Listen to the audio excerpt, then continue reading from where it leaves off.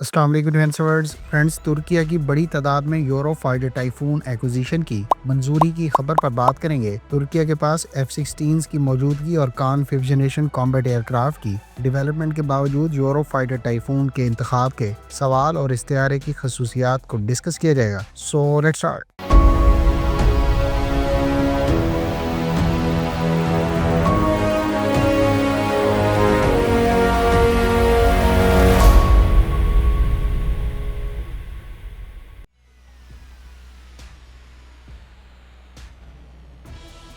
Friends, Germany ने बिलाखिर तुर्किया को 40 euro fighter typhoon की फरोख्त की मंजूरी दे दी है। इस बात की तस्दीक तुर्किया के मिनिस्टर फॉर नेशनल डिफेंस ने टीवी 100 को दिए गए इंटरव्यू में की।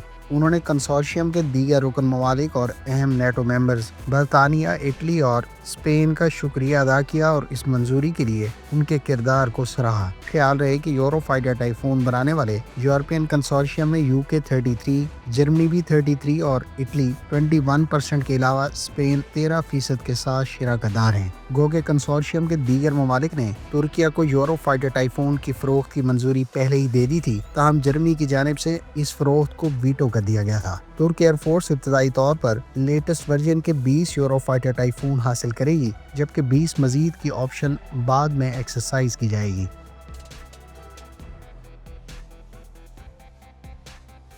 कान 5th जनरेशन कॉम्बैट एयरक्राफ्ट की डेवलपमेंट और F-16 के होते हुए यूरो फाइटर टाइफून की एक्विजिशन की वजूहात के बारे में आप में से बहुत से अफराद की जानिब से पूछा जाता है। मेरे मुताबिक तुर्की की जानिब से यूरो फाइटर टाइफून के इंतखाब की 4 बुनियादी वजूहात हो सकती हैं। पहली, कैपेबिलिटी गैप को ब्रिज करना हो सकता है, क्योंकि कान 5th जनरेशन कॉम्बैट एयरक्राफ्ट 2030 के बाद दस्तयाब होगा, लिहाजा इस दौरानिया में तुर्किया को एडवांस्ड कॉम्बैट एयरक्राफ्ट की कमी का सामना है, जबकि यूरो फाइटर टाइफून इस स्टॉप गैप के दौरान एयर सुपीरियरिटी को मेंटेन और इन्हेंस कर सकता है। दूसरी बड़ी वजह एयरफोर्स मॉडर्नाइजेशन हो सकती है। तुर्किया के ज़ेर इस्तेमाल ज़्यादातर F-16 पुराने मॉडल्स के हैं और पुरानी टेक्नोलॉजी के हामिल हैं। गो के इनमें से कुछ को मॉडर्नाइज करने की कोशिशें जारी हैं, ताहम इसमें वक्त लगेगा। इधर euro fighter typhoon advanced radar, avionics और वेपन्स के साथ साथ जदीद इक्विपमेंट से लैस है। ये तैयारा तुर्की एयरफोर्स में इंडक्शन की सूरत में इसकी एरियल कैपेबिलिटीज को इन्हेंस कर देगा। तीसरी बड़ी वजह रिवायती हरीफ यूनान की बढ़ती एयर पार है, जिसमें रफाल की इंडक्शन और F-16 की वाइपर स्टैंडर्ड पर मॉडर्नाइजेशन काबिल जिक्र है। ऐसे में तुर्की को फौरी तौर पर इस किस्म के फाइटर एयरक्राफ्ट की जरूरत है, जो न सिर्फ एडवांस एवियोनिक्स बल्कि long range air to air missile से इक्विप्ड हो, ताकि वो रिवायती हरीफ से ला किसी भी किस्म के एरियल थ्रेट से आसानी से निमट सके। चौथी वजह तुर्किया का वेपन्स के हवाले से अपने इन्हिसार को डाइवर्सिफाई करना है, जिसका अरसा दराज से तमाम तर इन्हिसार अमरीका पर रहा है। यूरो फाइटर टाइफून के लेटेस्ट वेरिएंट की एक्विजिशन की सूरत में तुर्की 2040 तक 4.5 जनरेशन के एडवांस कॉम्बैट एयरक्राफ्ट को अपने 5th जनरेशन कॉम्बैट एयरक्राफ्ट को सप्लीमेंट करने के लिए बआसानी इस्तेमाल कर सकेगा। दूसरी जानिब 40 नए F-16 की एक्विजिशन और 79 पुराने तैयारों की मॉडर्नाइजेशन के बाद ये तैयारे भी यूरो फाइटर टाइफून के साथ मिलकर कान 5th जनरेशन कॉम्बैट एयरक्राफ्ट को सपोर्ट करने के लिए दस्तयाब होंगे, जबकि बाकी मानदा F-16 2030 के बाद मरहलावार रिटायर होना शुरू हो जाएंगे। फ्रेंड्स, आपकी इस डेवलपमेंट और इंतखाब की वजूहात पर क्या राय है, कमेंट करके ज़रूर बताएं। अब हम इस एयरक्राफ्ट की बुनियादी खसूसियात, वेपन्स और सिस्टम्स को डिस्कस कर लेते हैं। यूरो फाइटर टाइफून का विंग स्पैन 10.95 मीटर्स है और लंबाई 15.96 मीटर्स है। ये एयरक्राफ्ट मार्क 2 की स्पीड और 55,000 फीट की बुलंदी पर परवाज़ कर सकता है। इस तैयारे की कंस्ट्रक्शन में strong light weight composite material का इस्तेमाल किया गया है, जिससे एयरक्राफ्ट का वज़न रिवायती मटेरियल से 30% कम है। इसकी कंस्ट्रक्शन में 70% कार्बन फाइबर कंपोजिट, 15% मेटल और 12% GRP यानी ग्लास रीइंफोर्स्ड प्लास्टिक, जबकि 3% दीगर मटेरियल को इस्तेमाल किया गया है। ट्विन इंजन इस एयरक्राफ्ट पर टोटल 13 हार्ड पॉइंट्स ऑफर किए जा रहे हैं। यही वजह है कि एक ही मिशन में ये aircraft air to ground role के लिए कॉन्फ़िगरेशन के साथ स्विंग रोल फाइटर जेट करार दिया जाता है। सबसे पहले पायरेट यानी passive infrared airborne track equipment की बात करें तो इस IRST को बुनियादी तौर पर airborne and space system division के कंसोर्शियम यूरो फर्स्ट ने तैयार किया है। इस सिस्टम को एरियल थ्रेट्स को पैसिवली ट्रैक करने यानी रडार के मुतबादिल के तौर पर क्लोज रेंज में मल्टीपल मूविंग टारगेट्स को डिटेक्ट और ट्रैक करने के लिए इस्तेमाल किया जाता है।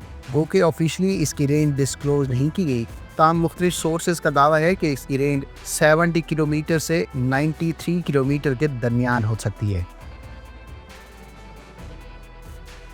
यूरोफाइटर टाइफून के लिए तैयार किया जाने वाला कैप्टर रडार अपनी क्लास का सेकंड बेस्ट रडार करार दिया जाता है। इस रडार के बारे में दावा किया गया है कि ये F-22 रैप्टर के APG-77 रडार के बाद सबसे बेस्ट AESA रडार है। ये मल्टी मोड रडार पहला नेटो रडार था जो 2 की बजाय 3 चैनल्स इस्तेमाल करता है। तीसरा चैनल खास तौर पर सेल्फ प्रोटेक्शन रोल में इस्तेमाल किया जाता है। इसको ब्लू विक्सन रडार के सक्सेसर के तौर पर तैयार किया गया था। कैप्टर रडार को बुनियादी तौर पर एयर टू एयर रोल के लिए प्राइमरीली डिज़ाइन किया गया था, ताहम इसमें एयर टू सरफेस फीचर्स भी मौजूद हैं। ये रडार 1 स्क्वायर मीटर के टारगेट को 185 किलोमीटर की दूरी और पैसेंजर एयरक्राफ्ट को 370 किलोमीटर की रेंज पर ट्रैक कर सकता है। अब तक के तमाम यूरोफाइटर टाइफून्स पर कैप्टर M यानी मैकेनिकली स्कैंड अरे रडार का इस्तेमाल किया जा रहा था, जबकि फीचर की अपग्रेड्स में कैप्टर E यानी इलेक्ट्रॉनिकली स्कैंड अरे रडार का इस्तेमाल किया जाएगा। गो के कैप्टर M को भी मद्दे मुकाबले रडार से बेहतर करार दिया जाता था, ताहम अब कैप्टर E का फील्ड ऑफ व्यू भी रिवायती फिक्स प्लेट सिस्टम से 50% ज़्यादा होगा। ट्विन इंजन यूरोफाइटर टाइफून के लिए यूरोजेट 200 यानी EJ200 इंजन्स का इस्तेमाल किया जा रहा है। 4 कंपनियों के इश्तराक से बनने वाले इस इंजन में से हर एक 89 किलो न्यूटन थ्रस्ट जनरेट करता है। ये इंजन यूरोफाइटर टाइफून को सुपर क्रूज जैसी सलाहियत भी फराहम करते हैं। याद रहे कि सुपर क्रूज से मुराद एयरक्राफ्ट की इंजन्स के आफ्टर बर्नर का इस्तेमाल किए बगैर सुपरसोनिक स्पीड में फ्लाई करना होता है। ये इंजन बगैर किसी मेंटेनेंस के 1000 फ्लाइंग आवर्स डिलीवर कर सकते हैं। कंपनी की तरफ से दावा किया गया है कि 1400 फ्लाइट आवर्स सिमुलेशन के बाद भी ये इंजन ब्रांड न्यू इंजन की तरह परफॉर्म कर सकता है।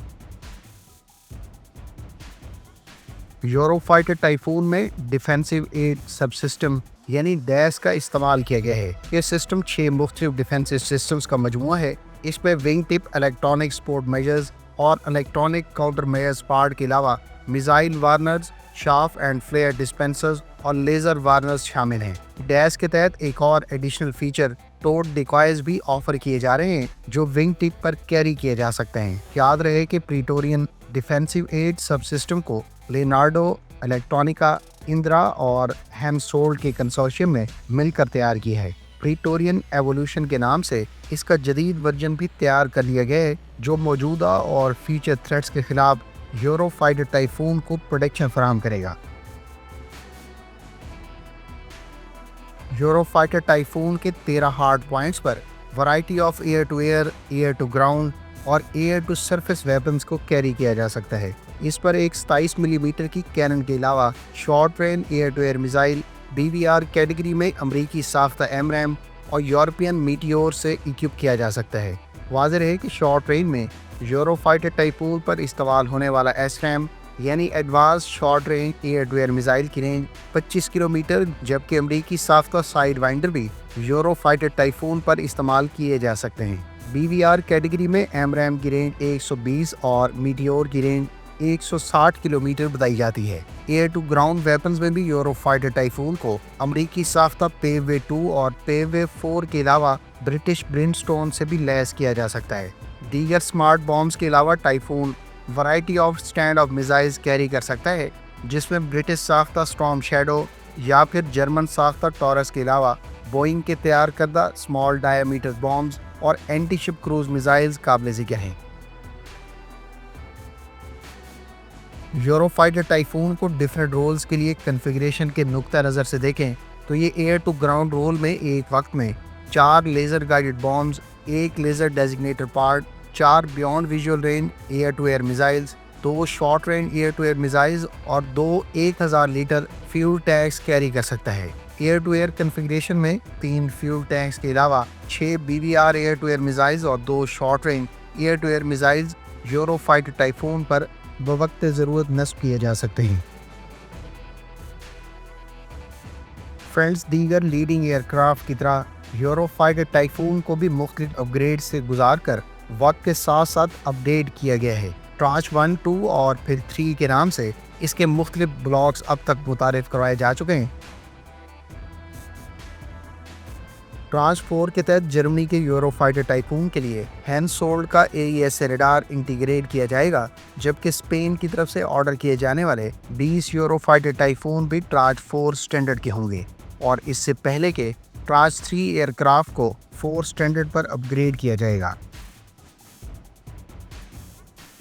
یورو فائٹر ٹائفون کے دیگر اہم فیچرز میں پائلٹ کے لیے helmet mounted display system, navigation sensors, کوڈ ریپلیکس، digital flight control system, multi functional information distribution system قابل ذکر ہیں۔ Friends, Eurofighter Typhoon no doubt ایک heavy weight twin engine 4.5 generation fighter aircraft ہے، جس کو کئی طرح کے رولز میں بوقت ضرورت استعمال میں لایا جا سکتا ہے۔ امید ہے اس ویڈیو سے آپ کو یورو فائٹر ٹائفون پروگرام، اس فائٹر جیٹ کی تمام تر صلاحیتوں اور ویپن سے متعلق بہت کچھ جاننے کا موقع ملا ہوگا۔ کمنٹ باکس میں اپنی رائے کا اظہار ضرور کریں۔ ملتے ہیں نیکسٹ ویڈیو کے ساتھ، اپنی دعاؤں میں یاد رکھیے گا۔ اللہ حافظ۔ پاکستان زندہ باد۔